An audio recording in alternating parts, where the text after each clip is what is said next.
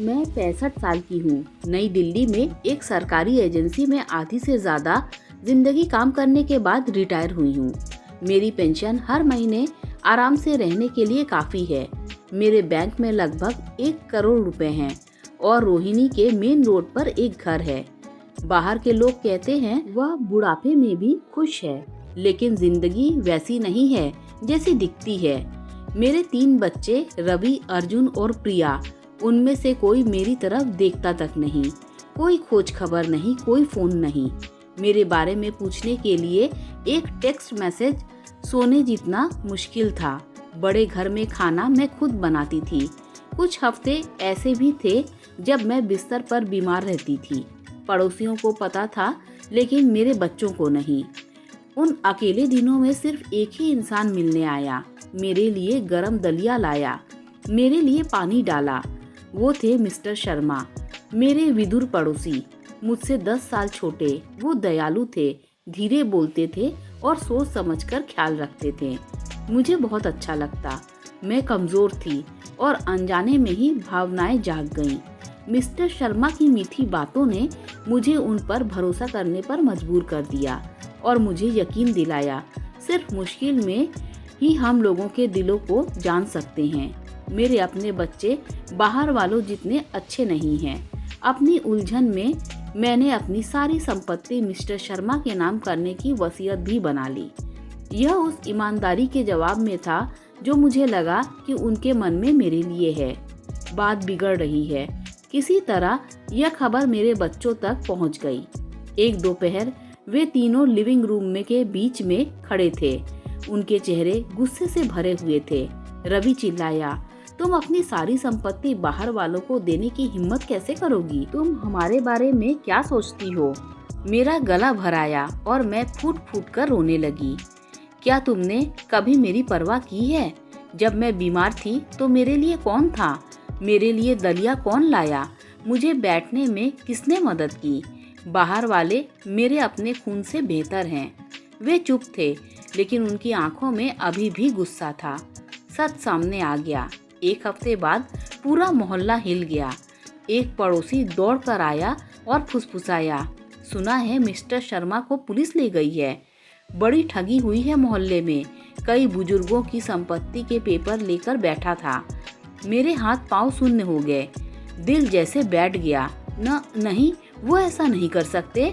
मैं बमुश्किल बोल पड़ी, वो तो मेरे लिए दलिया। पड़ोसी ने करुणा भरी नजरों से मेरी तरफ देखा। दीदी, वो सब उसका तरीका था। किसी ने बताया कि पिछले 5 साल में उसने 4 मोहल्लों में ऐसे ही बुजुर्गों से वसीयतें बदलवाई हैं। पुलिस ने रिकवरी भी की है। फाइलें, कागज सब मिल गया। मेरी सांस रुक रुक कर चल रही थी। दुनिया घूमने लगी। मेरे कानों में सिर्फ एक आवाज गूंजती रही, मुश्किल में ही हम लोगों के दिल जान सकते हैं। और अचानक वो मीठी मुलायम आवाज अब जहरीली लगने लगी। घर में खामोशी। उस शाम मेरे घर की लाइटें जल रही थी, लेकिन कमरा अंधेरे जैसा लग रहा था। मैं सोफे पर बैठी थी। सारे कागज मेरे सामने फैले हुए थे। मेरी वसीयत, बैंक के पेपर, प्रॉपर्टी के दस्तावेज, सब पुलिस ने मुझे वापस कर दिए थे। लेकिन जो खो गया था वो कागजों में नहीं लिखा था। ये एहसान कि मैंने अपनी तन्हाई के बदले अपनी समझ बेच दी थी, बहुत भारी था। दरवाजे पर खटखट हुई। रवि, अर्जुन और प्रिया तीनों अंदर आए। पहली बार तीनों के चेहरे पर गुस्सा नहीं था, बस चिंता या शायद शर्म। रवि ने धीरे से कहा, माँ, आपको चोट लगी है? मैंने सिर हिला दिया। नहीं बेटा, चोट मुझे उस दिन लगी थी जब तुम तीनों ने मुझे छोड़ना सीख लिया था। तीनों चुप। अर्जुन की आंखें नीचे झुक गईं। प्रिया ने धीमी आवाज में कहा, हमने सोचा था आप ठीक होंगी। आपके पास पैसे हैं, घर हैं, आप अकेली नहीं होंगी। मैं हंस पड़ी। वो हंसी नहीं थी, एक टूटी हुई आवाज थी जो इंसान तब निकालता है जब दुख गले से नहीं निकल पाता। अकेलापन पैसे से नहीं जाता। प्रिया, किसी के कैसी हो माँ कह देने भर से जिंदगी बदल जाती है। तीनों के चेहरे पर अपराध बोध पिघलने लगा। टूटा हुआ दिल और उसका सच। मैंने अपना हाथ दिल पर रखा। जिस दिन मुझे तेज बुखार था, मैं खड़ी नहीं हो पा रही थी, तुम में से किसने फोन किया था? कौन आया था? कौन मेरे पास बैठा था? कोई जवाब नहीं। मैंने धीरे से कहा, जब बच्चे माँ बाप को भूल जाते हैं तब माँ बाप भी किसी और पर भरोसा करना सीख जाते हैं। और मैं गलत इंसान पर कर बैठी। रवि की आंखें भर आई। अर्जुन ने आगे बढ़कर मेरा हाथ पकड़ लिया। माँ, अब से हम आपको अकेला नहीं छोड़ेंगे, वादा। मैंने हाथ छुड़ा लिया, मगर नरमी से। वादा? वो भी तब जब सब कुछ लगभग खो ही चुका था। मैंने खिड़की के बाहर देखा। अगर शर्मा जी की असलियत सामने ना आती तो क्या तुम लोग आते? तीनों के पास कोई जवाब नहीं था और यही जवाब मेरे घाव को और गहरा कर गया। लोगों को लगा माँ के बच्चे सुधर गए। अगले कुछ दिनों में मोहल्ले वाले कहने लगे, अच्छा हुआ बच्चों को अपनी गलती का एहसास हुआ। अब तो रोज आते हैं दीदी, अच्छा लगता है। माँ बाप और बच्चे चाहे जितना भी लड़ लें, आखिर खून का रिश्ता है।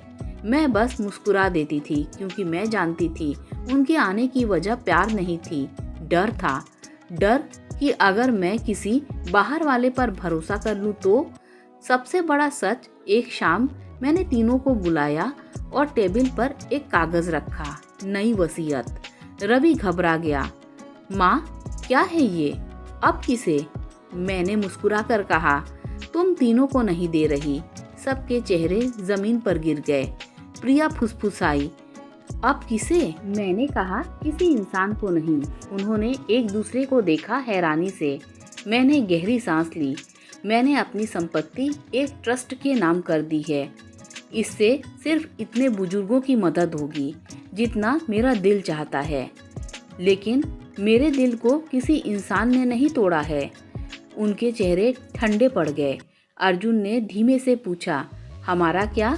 मैंने कहा, तुम तीनों को मैं अपने दिल से प्यार करती हूँ, लेकिन संपत्ति वो प्यार से नहीं मिलती, वो जिम्मेदारी से मिलती है। वे चुप। उनकी खामोशी में पश्चाताप भी था और हकीकत भी। रात को मैं अपने कमरे में अकेली बैठी थी, लेकिन इस बार अकेलापन बोझ नहीं था। मैंने अपने लिए पानी भरा, चश्मा ठीक किया। दलिया बनाने की जरूरत नहीं थी। अब मेरे पास हिम्मत वापस आ गई थी। मैंने खुद से कहा, मैं 65 साल की हूँ, लेकिन कमजोर नहीं हूँ। खिड़की से बाहर मोहल्ले की रोशनी चमक रही थी। हवा में ठंड थी, पर दिल में अजीब सी गर्माहट। मैंने आखिरी बार मुस्कुराकर सोचा, अब न शर्मा की जरूरत, न बच्चों की मेहरबानी। अब मैं अपनी हूँ। और बहुत देर बाद मुझे अपने ही आंसू गर्म महसूस हुए, लेकिन ये आंसू दर्द के नहीं थे, ये आज़ादी के आंसू थे। दोस्तों, अगर आपको कहानी अच्छी लगी हो तो लाइक, शेयर, सब्सक्राइब कीजिए। Thanks for watching this video.